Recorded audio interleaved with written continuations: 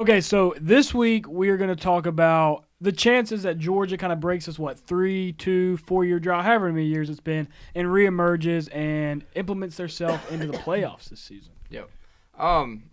Okay, so before season we said it was now or when. Yeah. Or now or never. After you beat Clemson, does that not magnify itself? Absolutely. By 1,000. But before we get into that. Before we get into that, just want to thank Cam Smith with the Just Jesus Network Radio. Right above me, internet radio app for all your gospel preaching, gospel singing, all that good stuff. Our boy Dave is on at 8:30 Saturday mornings. Give that a listen whenever you get a chance to. Download that app. Also, Cam Smith with the American Senior Benefits Insurance Broker. All your insurance needs, make sure you go see him. His link is in the bio below. Absolutely. So let's dive into this, boys. So going back to kind of what you were saying, at least from my perspective, kind of like you just said, to me, as a Georgia fan, you've got to be riding high. Yeah. I mean, no that big of a win, week one, like we discussed previously on this channel, the now or never or now or when, how it is kind of like that for Georgia this season, coming out and though it wasn't a dominant fashion, it was on their defense, beating Clemson week one. Now It's got to be, like you said, magnified that y'all better make the playoffs this year because then it's even more heartbreaking than it has been. Well, I'll say this: it just seems like growing up, it's like ESPN and national broadcasts would never respect Georgia. Yeah. And I guess that was fair, but it's like that's gone. Yeah. I mean, we're number 2 in the nation. Right. I don't think we deserve to jump Bama to number 1. I mean, what else do you expect? Yeah. And so, you watch the Georgia games, and the announcers aren't saying, "Oh, well, this is wrong, this is wrong." They're talking about how good you are. Right. And so it's obvious that Georgia's nationally respected as a top 2 team. Yep. And I had no doubt, if Georgia's not in the playoffs when this year ends, it's absolutely a bust. No, There's no 100%. doubt in my mind about that. But would it be fair to say that Georgia's a virtual playoff lock? I would say that, and kind of going back to what you were saying, that it would be a bust if y'all didn't make the playoffs because a catastrophe, if I can get that word out, would have to happen. Because who are y'all going to lose to? Right. I mean, who in the East is actually good enough? Florida's going to end up showing their true colors, especially when they play y'all. So I mean, who on y'all's schedule now beat y'all in the regular season? Kirk Herbstreit said that we could punt on first down of every drive and win every game but Auburn. Yeah, and I agree with that. Yeah. And that's coming from Kirk, one of the highest respected Right, names in broadcast. I don't know that I necessarily. Obviously, that's an extreme. But no doubt, the only teams on our schedule that are going to pose a threat Would be Florida and Auburn. Florida and Auburn, and as of right now, Florida doesn't pose a threat unless they. Yeah, they don't even know who their quarterback is. Right now, Anthony Richardson's good. No, he's definitely good. His nickname AR-15. I mean, that's he wears 15. Right. His initials AR. That's an awesome nickname. Yeah. He can ball. I don't know if he may be injured or not. I know I saw that clip from him playing, and he scored on that long run, and then like he pulled his hamstring or something. And then Auburn, that game scares me to death. If Georgia can go into that game and win, we're a playoff lock. Especially depending on what happens this weekend with Auburn and Penn State and going forward. Going into Jordan Hare and playing Auburn is hard. Yeah. And I don't know. I know Kirby beat him 2 years ago there. I want to say that was the first time that Kirby had beat a West team on the road. It's hard. I mean, that's a hard. That's probably a top 5 in the nation, hardest places to play. But other than Auburn, I don't see us losing, and I don't see us losing to Auburn. Yeah, I think I agree. I think we go 12-0. I think y'all are a virtual playoff lock, excluding y'all lose 2 games. If y'all if y'all lose in the regular season and then lose to Bama, you're not making it. But if y'all run the table, go undefeated, make it to the SEC championship, which you would, and I don't even care really if it's a 45-10 loss. I still think you're in. Right. I agree. If you run the table and lose an SEC championship game, I agree. Y'all, you're still in. Because y'all would have wins, like I said, over Clemson, which is probably not going to lose another game. Probably going to at least be a top 5 team. Yeah, at least Clemson's not losing. Top 5 team. Win over Auburn. Which they'll probably be top 25 more than one. Which would be a top 25 win. Florida would be a top 25 win. So you're looking at 3 top. Arkansas will be a top 25. Yeah, I forgot about Arkansas. Y'all play Arkansas this year? Yeah, we got them at home. Yeah, so I mean, it was on the road. Yeah, they didn't. Y'all win that game. That'd be a little sketchy. They just, that would be, especially like a night game or whatever. Yeah. They look really good against Texas. Did. I don't know if it was that they look really good against Texas or Texas is is. I think it's a little bit of both. I agree. I think Arkansas Which is a we'll top get into 25 that. team, but I think Texas is overrated. Yeah, but like I was saying, unless y'all just so happen to somehow slip up in the regular season and then slip up again, which is possible. I mean, we play some really high. It's college football. It is, and we have seen, as we'll get into in our later videos, that like David said last night. I think he said in the polo, you don't show up on any given Saturday to be ready to play, you're gonna get beat. Especially, it seems like it this year. Yeah. And I truly don't wish any ill will, but you also don't know what's going to happen with players. Right. I mean, yeah. Georgia's already struggled with some injuries. If something crazy were to happen like that, you never know what could happen. Right. Well, it definitely wouldn't be in their quarterback room because we've seen the mailman. For Heisman. Just deliver it this week. I'm telling you, I've become a fan of Stetson Bennett because of last year and this year. Now granted, he didn't play the best. Yeah, he's like, he kind of reminds me of Rodrigo Blankenship. Yeah. Like, how do you not pull for the guy? Right. You know what I mean? You got to pull for him. Yeah, absolutely. Just a small fact. At some capacity, my uncle knows him and his family. Which is pretty. I'm pretty sure your uncle knows like every Georgia legend. At this point. Didn't he go turkey hunting with like Jake Fromm? They duck hunted with him. Duck hunted, not necessarily like side by side, but as a group. Yeah. But pretty cool. But there's some games on Georgia's schedule. If they don't show up, they can get beat. Yeah.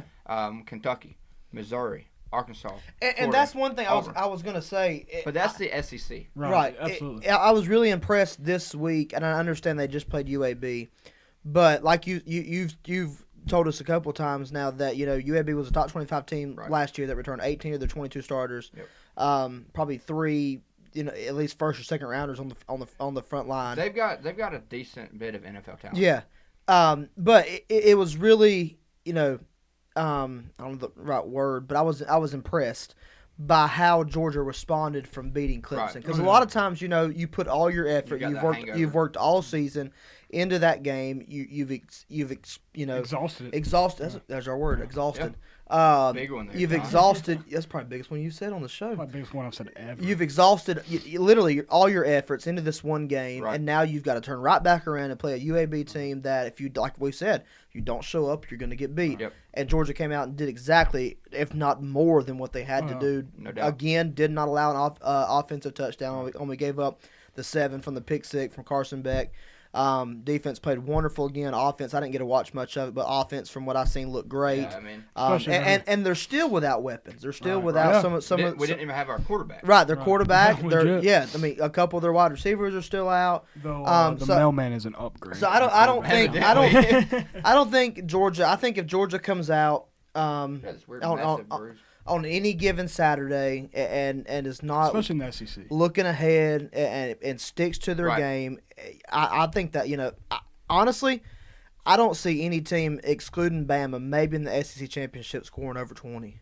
I know that can happen.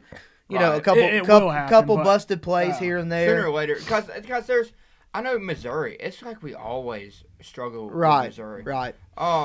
Now, there are some teams, all it takes is a big run or a big couple plays for that to happen. But, no, I mean, it wouldn't blow my mind. I don't think any team can consistently score on your defense. Absolutely not. No. Especially when they're locked in. Right. One team that somewhat scares me, and this may sound crazy, is Tennessee.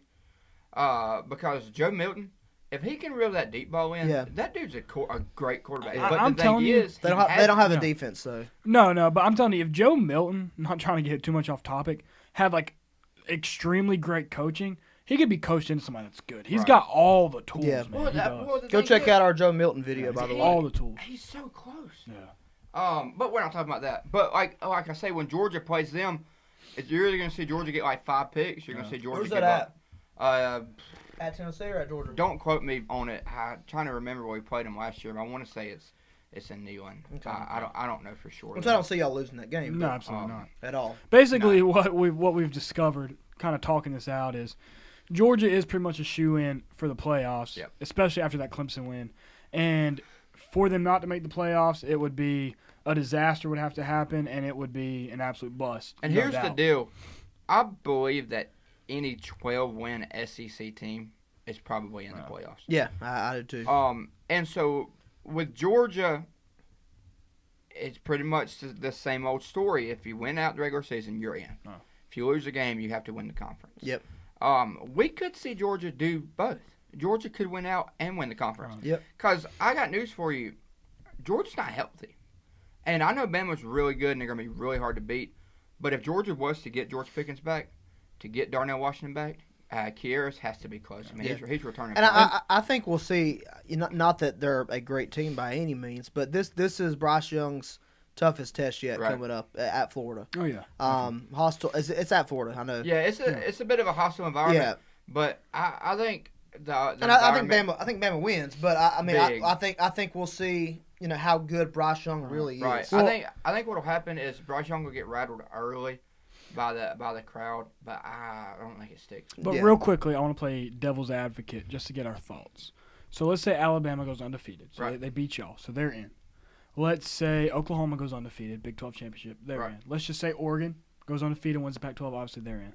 And let's say Notre Dame. Now, I know they've looked bad, but let's just say they get together and they go undefeated. Is Georgia left out in this scenario? One loss? No, Georgia? Yeah, one loss Georgia. Notre Dame's undefeated. Oregon's undefeated. Does Oklahoma and Alabama. Let's just say they lost to Bama by a field goal.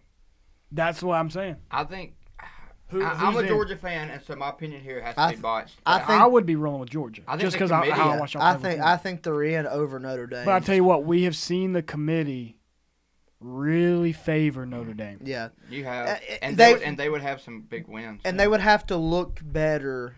But they definitely look better than they do now. No, absolutely. But I'm just saying, I'm playing devil's advocate. But Notre Dame's not going undefeated. No, absolutely not. Absolutely not. No, Notre Dame might lose this weekend. Notre Dame. No. Stay tuned for our game very video. much so. So who would you in that situation? I'd take Georgia. Just because you should have lost. They should have lost to Florida State. Absolutely. Should have lost to Toledo. Yep. Florida State got beat by Jacksonville State. Yeah. I agree. I agree. Yeah, so I think Cincinnati has the possibility to take Notre Dame to school. I agree. Yeah, I think so. But too. I don't know where that game is. And again, there's no way a Group of 5 team, even with a win over Indiana and Notre Dame, goes over. But I mean, what if Cincinnati blows Indiana out, blows Notre Dame out? It'll get interesting to see. But I promise you this: Georgia wants to go 13-0. Yeah. Oh, absolutely. But at the same time, I can promise you that both Oklahoma and Oregon not going undefeated. No, I don't think so. A lot of people instantly they pretty much shoe in Clemson will go undefeated or Alabama will go undefeated, Ohio State will go undefeated. Typically, year in year out, you see the top teams end up losing a game a year. On average. Clemson too, even Bama. I might be wrong here, but I'm still not bought in on Oregon. I ain't either, not entirely. Simply because, and here's the thing, I could be way off because they were out Justin Flo and Kayvon and Kayvon Thibodeau and KT, and so they may be a lot better than I'm giving them credit for.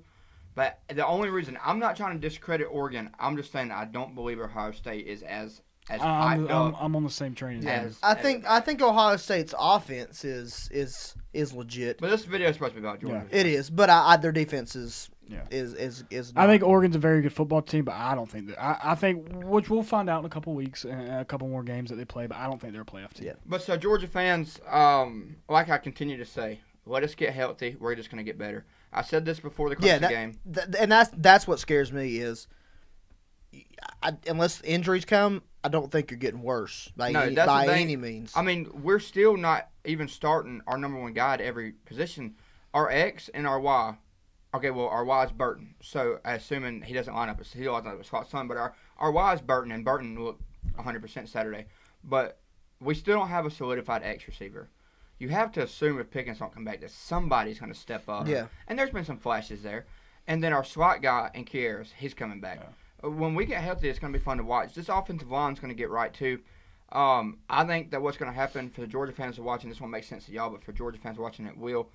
What it's been is Sawyer at left tackle. It's been Schaefer at left guard. Cedric Van Pran at center. It was Tate at right guard, but now it's been Erickson. And then McClendon at right tackle. What I think will happen for those Georgia fans watching, this will make perfect sense to them.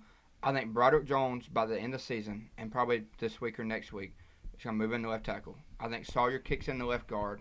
Van Pran stays at center. I think Schaefer jumps to right guard. And either McClendon or Mims will take that right tackle spot. And when that all comes to form, I think this offensive line becomes really good. And right now, that's our biggest weakness. Is offensive line. Yeah. But so Georgia fans watching, it's going to be a good season. We should be barring any back in the playoffs. Yeah. Anything crazy. Yeah. So let's get healthy and let's enjoy a fun year at being a Georgia fan. But until next time, keep talking ball.